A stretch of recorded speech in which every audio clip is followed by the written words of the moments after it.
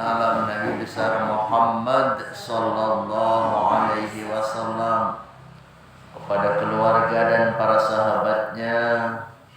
Semoga kita kelak mendapatkan syafaat Kanjeng Nabi Muhammad sallallahu alaihi wasallam. Amin ya rabbal alamin.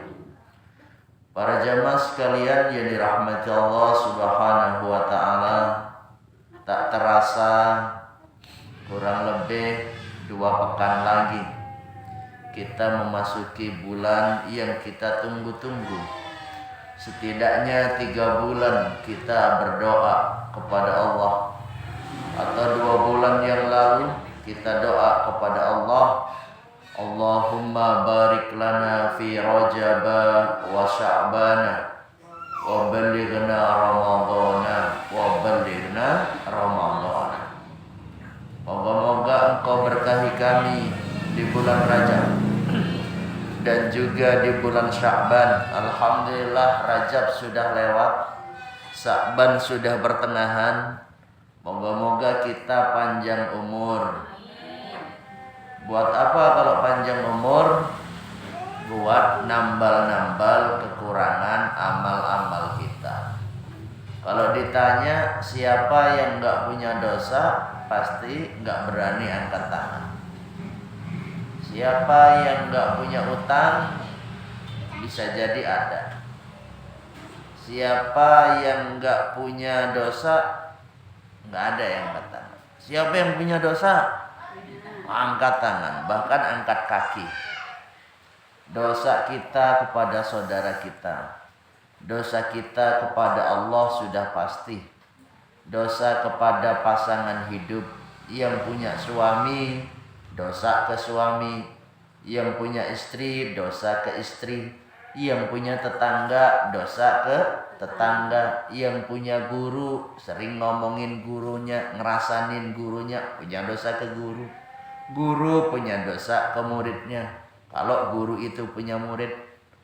Makanya yuk bareng-bareng di waktu yang baik ini kita mohon untuk saling memaafkan, lahir dan batin.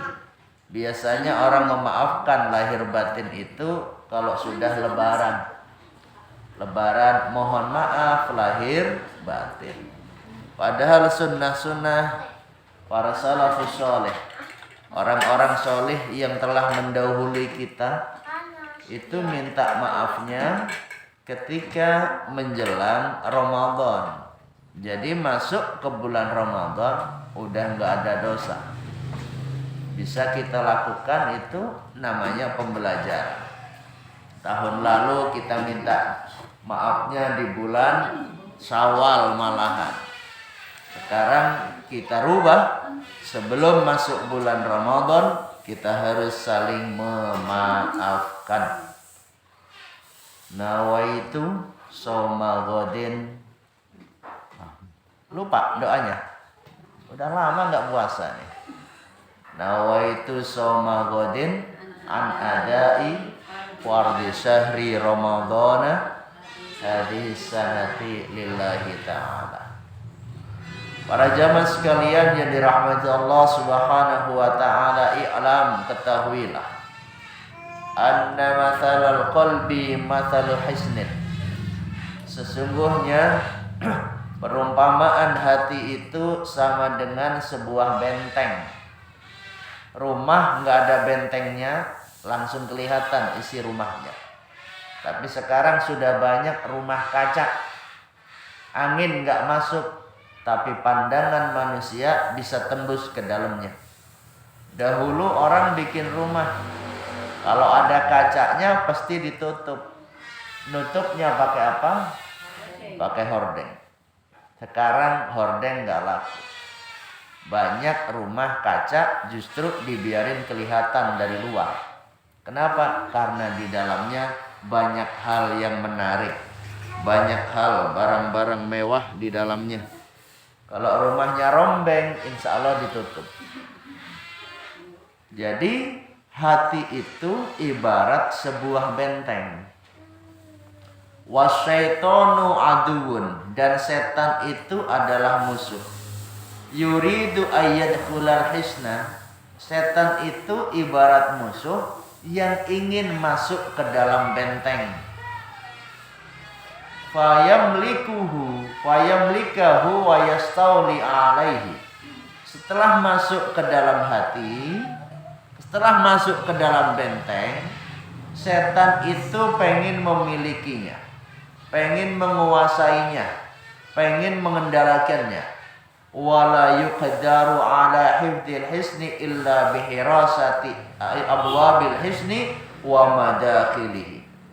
Dan tidak mungkin kita ini bisa menjaga benteng kecuali menjaga pintu-pintunya, kecuali menjaga jalan masuknya. Dan kalau pintunya enggak ditutup, berarti akan masuk ke dalam benteng. Di mana kita menjaganya? Jaga di depan pintu atau tutup pintunya. Wa min abwabis syaitan. Dan di antara pintu-pintu setan supaya masuk ke dalam hati, yang pertama al-ghadabu, adalah marah. Siapa yang enggak marah? Hari ini sudah marah? Marah ke siapa? Marah ke anak, marah ke orang, ya. Yang kedua al-hasadu, yaitu hasad atau dengki. Al-ghadabu huwa ghulul aqli. Amarah adalah perusak akal. Jadi orang kalau sudah marah, sebagian akalnya hilang. Maka Rasul menyatakan la taghdab, jangan kamu marah. Faraddada miraran, Rasul mengulang-ulang la taghdab, janganlah kamu marah. Para jamaah sekalian, wa idza da'ufa jundul aqli hajama jundus syaitan. Apabila bala tentara akal itu melemah, ya, maka pasukan setan itu akan menyerang. Wa mahma ghadiba la'iba syaitanu bihi. Setiap kali seseorang itu marah, maka setan itu mempermainkannya. Kama yal'abus sabiyyu bil qurrati, sebagaimana anak kecil yang memainkan bola. Gimana mainnya? Makanya jangan biarkan diri ini dimasuki kemarahan. Tutup bentengnya. Wal hasadu, dan adapun dengki, min a'dami madakhilihi, itu termasuk pintu setan yang paling besar. Dengki bisa ditutup, tapi di hati menggelegar, ya. Kalau enggak dibersihkan, na'udzubillah. Wasiba'u 'ala ta'ami, kenyang karena makan, wa in kana halalan. Wasaba'u 'ala ta'ami. Itu yang ketiga. Yang pertama apa? Pintu masuknya setan ke dalam hati, satu, marah. Yang kedua, dengki. Yang ketiga, kenyang. Ala ta'am, kena kenyang karena makanan. Wa in kana halalan sofian, sekalipun makanannya itu halal, sekalipun makanannya itu bersih. Wa inna sabu'a, karena sesungguhnya kenyang, yuqawwi as-syahawati, itu akan menguatkan syahwat. Wasahawatu, dan syahwat, aslihatus syaitan, adalah senjata-senjata setan. Ada orang alasan biar kenyang, biar kenyang supaya kuat ibadah, alasannya. Tapi nyatanya habis sahur, habis buka biasanya keberatan ibadah, ngantuk, ya. itu sudah kedatangan. Kedatangan apa? Kedatangan setan, ya. Wa yuqalu, dan dikatakan fi kasratil akli, di dalam banyak makan, sittu khisalin madmumah. Banyak makan itu ada 6 perkara yang jelek disebabkan banyak makan. Kita nggak ngerasa ya. Pokok kalau makan sampai kenyang itu ada 6 hal, 6 perkara yang jelek bagi orang yang banyak makan. Awaluha, yang pertama, ayadhaba khawfullahi min qalbi, hilangnya rasa takut kepada Allah min qalbihi, dari hatinya. Orang jadi gampang ninggalin sholat, orang jadi gampang ngezolimin orang lain, menjadi gampang menghina orang lain, menyombongkan diri. Itu kenapa? Karena biasanya banyak makan. Kewargen, apa bahasa sini? Wareg, sama. Bahasa Jawa wareg, bahasa Sunda subuh. Ya, subuh. Asani, yang kedua. Nih, apa yang pertama kalau banyak makan? Hilangnya rasa takut kepada Allah. Makanya tidur habis maghrib, belum sholat maghrib, Isya masih belum bangun, bangun jam 10 malam, bangun jam 11 malam, udah males sholatnya.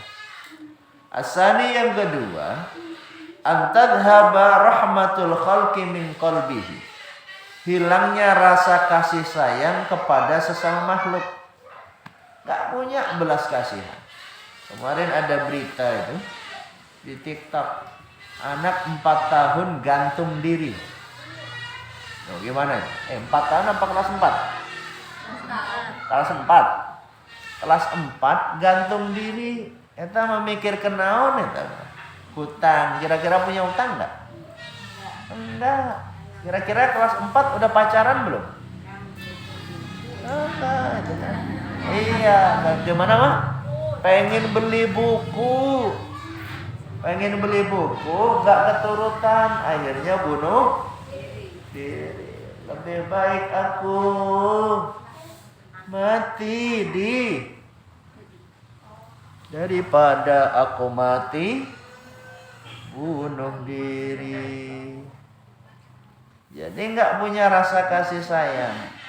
Li'annahu yadhunnu annahum kullahum shiba'un. Kenapa? Karena dia mengira semua orang dalam keadaan kenyang. Jadi tetangganya enggak dipikirin, ya. Maka ayo bareng-bareng peduli kepada sesama. As-salisu, yang ketiga, annahu, sesungguhnya hal itu yaskulu anit ta'ah, menjadi berat untuk melakukan ketaatan kepada Allah. Orang kalau terlalu kenyang itu menjadi berat mau taat kepada Allah. Nah, ini kenapa pada hadir di pengajian? Karena lapar. Bukan karena lapar. Tidak terlalu kenyang dan tidak terlalu lapar. Warabi'u, yang keempat, annahu idza sami'a kalamal hikmati la yajidu lahu riqqatan. Orang yang terlalu kenyang perutnya, kalau dia mendengar kalam hikmah, mendengar nasihat dari orang lain, la yajidu lahu riqqatan, dia tidak bisa mendapatkan kelembutan di dalam hatinya. Karena udah ketutup oleh apa? Ketutup oleh rasa kenyang. Berapa sekarang? Kelima. Iya, yang nulis yang kelima. Al-khamisu, yang kelima, idza takallama, apabila dia berbicara bil mau'idati wal hikmati, dengan nasihat dan hikmah, la yaqa'u fi qulubin nas, maka ucapannya itu enggak akan masuk di hati manusia. Nasihatin kayak apapun, Kalau perutnya kekenyangan nggak akan masuk. Wasadisu, makanya ibu kalau mau nasehatin anak, nunggulah lapar, laparin dulu, baru nyebut ya Allah, aku mau nasehatin anakku, bantulah aku. Jadi kalau nggak minta pertolongan Allah itu namanya sombong.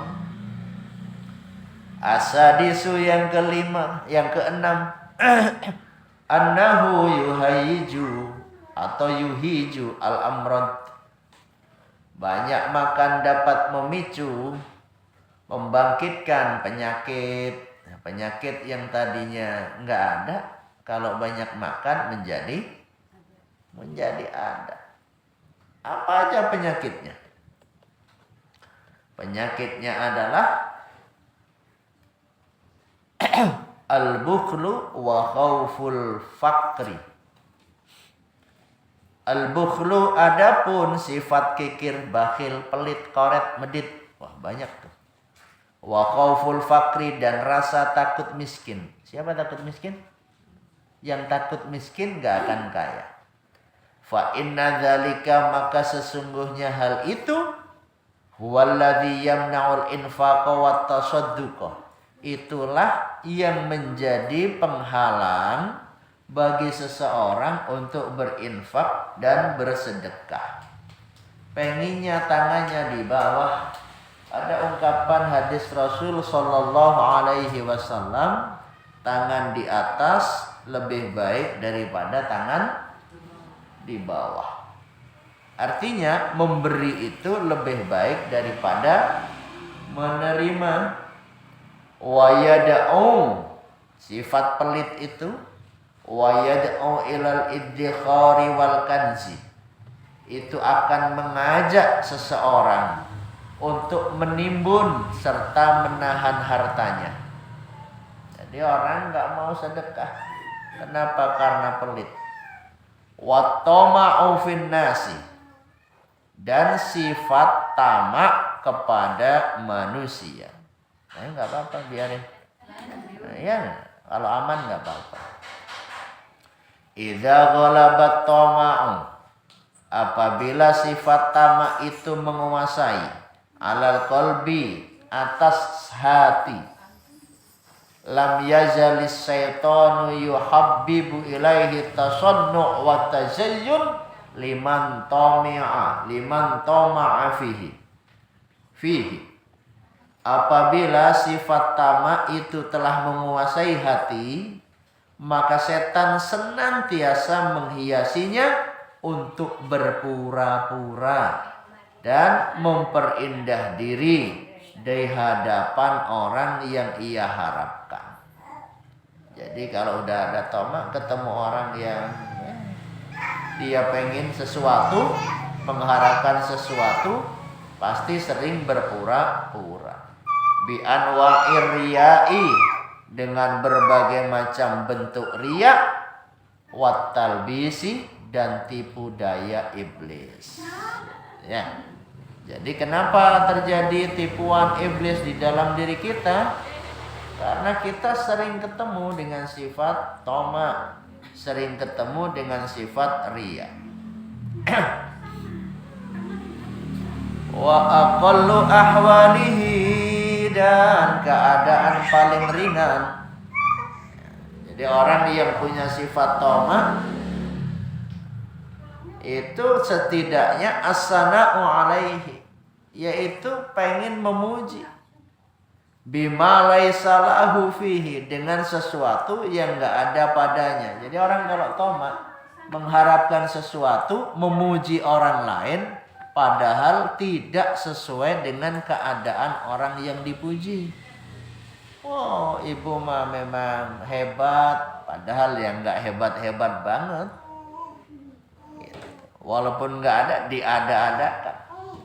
Wal mudahanatu, dan bersikap basa-basi lahu kepadanya, bitarkil amri bil ma'rufi, dengan meninggalkan amar ma'ruf, wan nahyi anil munkar. Jadi orang yang diharap, kalau kita tamak, ada rasa berharap kepada orang lain, kalaupun orang itu salah, kita nggak akan melarangnya. Kalaupun dia berbuat baik, berbuat buruk ya, tetap aja dibilang berbuat baik. Padahal berbuat buruk. Kenapa? Sedang ada ini. Penyakit hati selanjutnya adalah al-ajalatu, yaitu tergesa-gesa. Ada ungkapan bahasa Arab, al-ajalatu minasyaiton. Tergesa-gesa adalah termasuk sifat setan. Coba ibu pakai mix up tapi tergesa-gesa. Lipstik harusnya di bibir, ditaruh di pipi. Pipi harusnya dibedakin, bedak ditaruh di beda-beda. Kenapa? Terburu-buru. Sama ibu-ibu ya. Kalau lagi bedakin anaknya pagi-pagi, anak tuh kayak boneka apa itu? Habis mandi bodas kabeh. Kasih bedak. Nggak usah ngaca dah. Untung anaknya juga mau.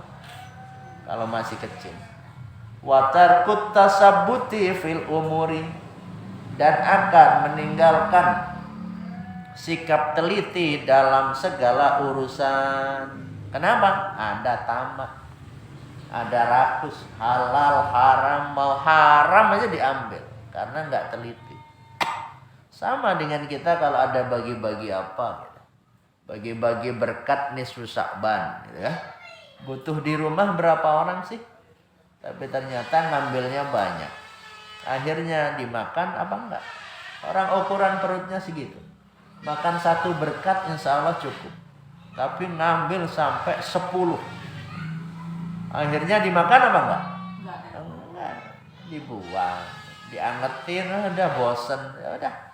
Kasih lagi ayam. Kata ayam, alhamdulillah. Kata tikus, alhamdulillah. Makanya tikus sekarang nggak ada di rumah, nggak ada di atas. Tikus sekarang di bawah dan gede.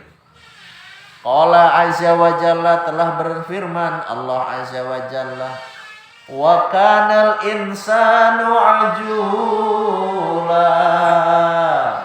Surat Al-Isra ayat 11. Dan manusia itu bersifat tergesa-gesa. Siapa aja pengennya buru-buru.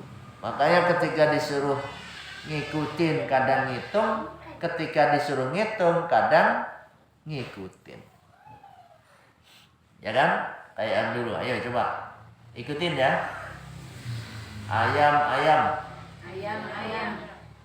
Ayam bebek. Ayam bebek. Umi diem. Ayam, ayam. Ayam, ayam. Ayam bebek. Ayam bebek. Berapa bebeknya? 3. Nah, lupa. Ikutin ya. Ayam, ayam. Ayam, ayam. Ayam bebek. Ayam bebek. Berapa bebeknya?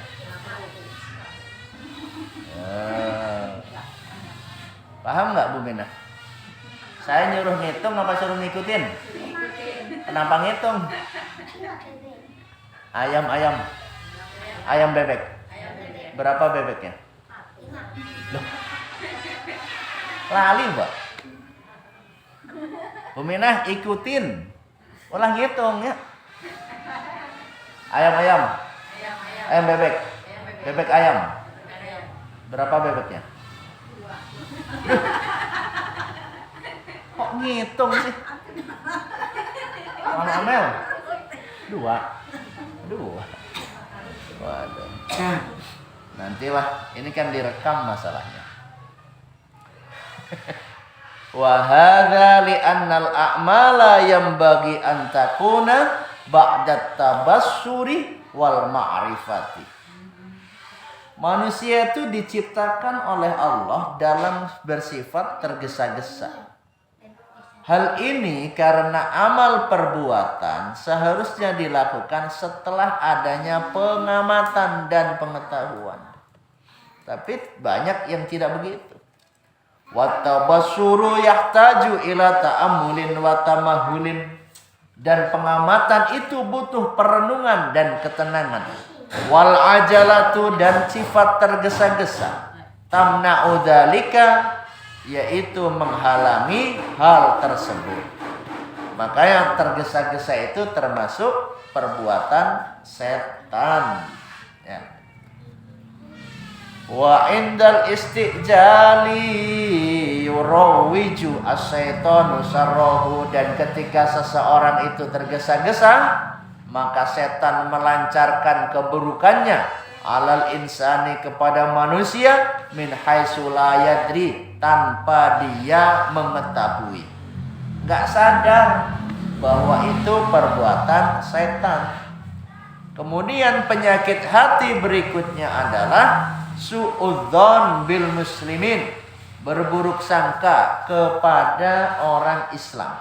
Itu orang Islam, saudara kita. Jangan kita pernah berburuk sangka kepadanya. Moga-moga semuanya husnul khotimah. Qala Allah Ta'ala dalam Al-Quran, Allah berfirman surat Al-Hujurat ayat 12. Ya ayyuhalladzina amanu ijtanibu katsiran minadh-dhann inna ba'dadh-dhanni ismun. Wahai orang-orang yang beriman, ijtanibu, jauhilah oleh kalian, minadh-dhanni, katsiran, banyak berprasangka. Inna ba'dadh-dhanni ismun, sesungguhnya sebagian prasangka itu adalah dosa. Faman yahkumu bisyarrin ala ghairihi bidhanni, barang siapa menghukumi seseorang lain dengan prasangka, yahussuhu syaitanu ayyatula fihi lisan bil ghibah. Kalau itu prasangka, maka setan akan memerintahkannya, akan mendorongnya untuk memanjangkan lidah, bil ghibati, dengan ghibah. Wa yanduru ilaihi, dan memandangnya, bi ainil ihtiqar, dengan mata yang meremehkan. Wa yara nafsahu khairan minhu, dan orang itu, orang yang buruk sangka itu akan melihat dirinya khairan minhu, lebih baik daripada orang yang diremehkan. Ya. Kemudian ini adalah al-ilaju fi saddi madakhilis syaitan. Obatnya adalah, obat dari semua itu adalah dengan menutup pintu-pintu setan. Jadi pintu-pintu setan tadi apa aja? Ria, apa lagi? Hasud, prasangka, marah, bakhil, apa lagi? Pelit, ya saudaranya. Apa lagi? Koret, adiknya. Fa in qulta, kalau kamu berkata, famal ilaju fi daf'i syaitan, obat apa yang bisa menolak setan? Ibu punya obatnya enggak? Ada yang bisa ngikutin ya. Obat tolak apa? Tolak angin ada. Tolak miskin punya enggak? Nah, ini tolak setan. Fa'lam, ketahuilah anna ilajal qalbi fi dzalika saddu hadhil madakhil. Ketahuilah bahwa pengobatan hati dalam hal ini adalah menutup pintu-pintu tersebut, bitathhiril qalbi min hadis sifatil madmumah, yaitu membersihkan hati dari sifat-sifat tercela tadi yang sudah disebutkan. Li'anna haqiqata dzikri, karena hakikat zikir, jadi zikir perlu zikir. La tatamakkanu minal qalbi illa ba'da imaratil qalbi bittaqwa.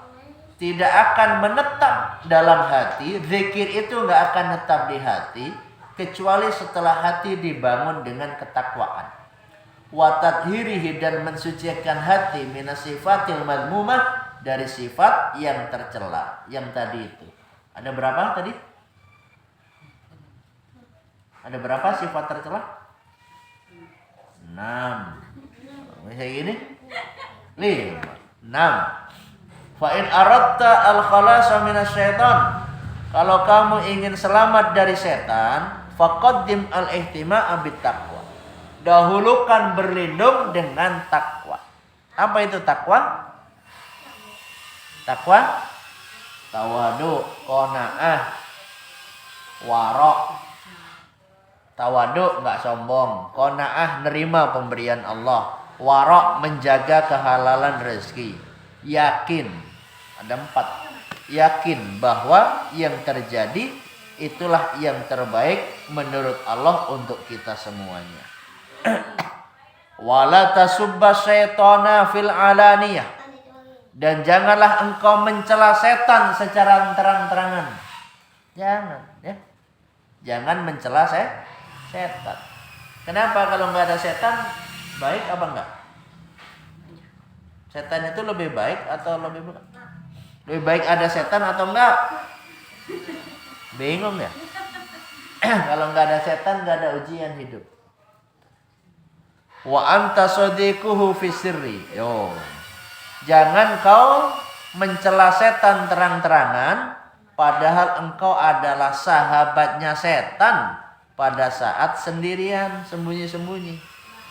Ai anta muti'un lahu, maksudnya kamu adalah seorang yang patuh mentaati setan. Ini na'udzubillah. Moga-moga Allah jauhkan kita dari tipu daya setan. Insyaallah sekali lagi kita pengajian hari Kamis nanti tentang persiapan menghadapi bulan Ramadan. Moga-moga panjang umur semuanya. Amin ya Allah ya rabbal alamin.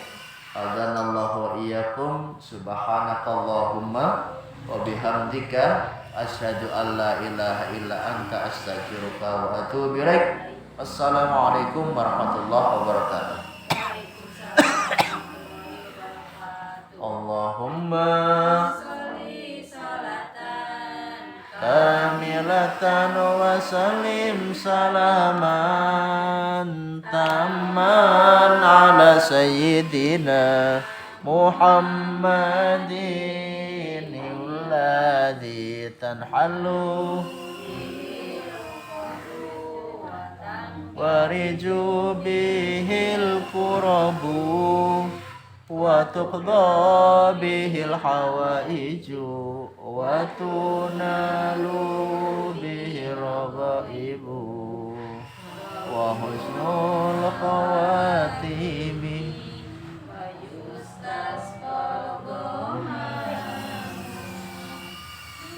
wajihil karim wa ala alihi wa sahbihi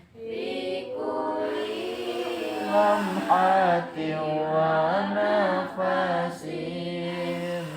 nafasin bi'adadi kulli ma'lumin lak. Allahumma salli wa sallim wa barik alaihi sallu alaihi. Hadir semua ya? Hadir semua? Oh, yang enggak hadir.